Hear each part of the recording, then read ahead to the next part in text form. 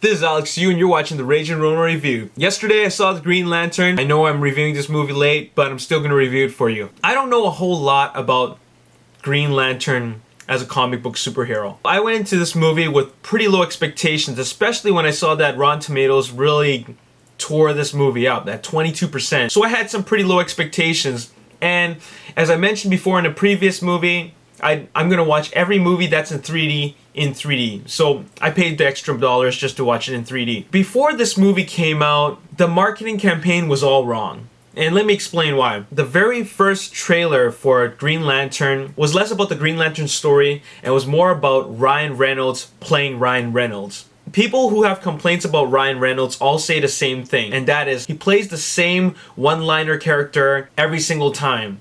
And he just acts himself. He just acts like the same guy in every single movie. And that's the problem with this trailer, is that he's still being the witty, womanizing type of guy. We really got a big sense of that when we saw him in Blade Trinity and him playing Deadpool in Wolverine. So that trailer really made audiences feel like he's playing another comic book character and he's acting the same way.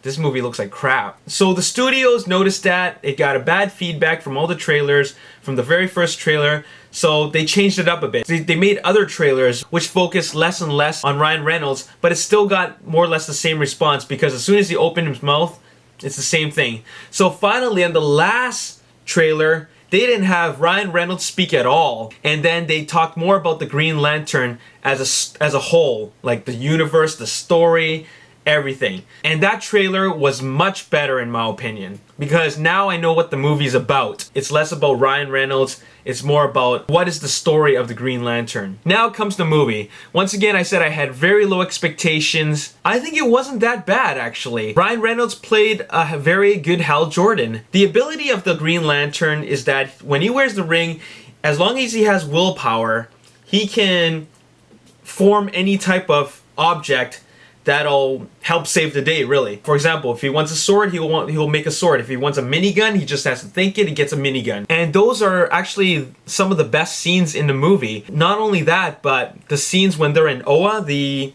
Green Lantern homeworld, those scenes are really cool.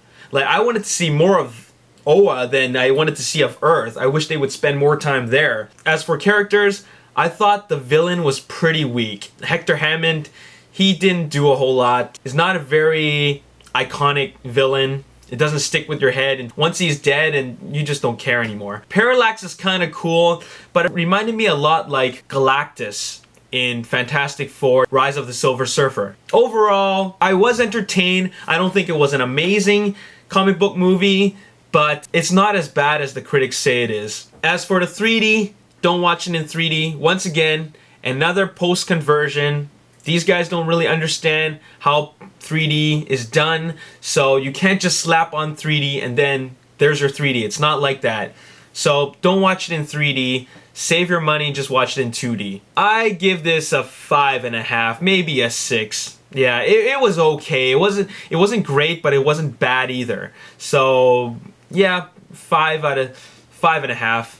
5.5, maybe a 5.75 out of 10. Anyways, this is Alex Yu. Thanks for watching the Ragin Ronin review. Peace, kid. You know, this movie may as well be directed by Steven Spielberg because it's got his fingerprints all over it. But the story is what really makes this movie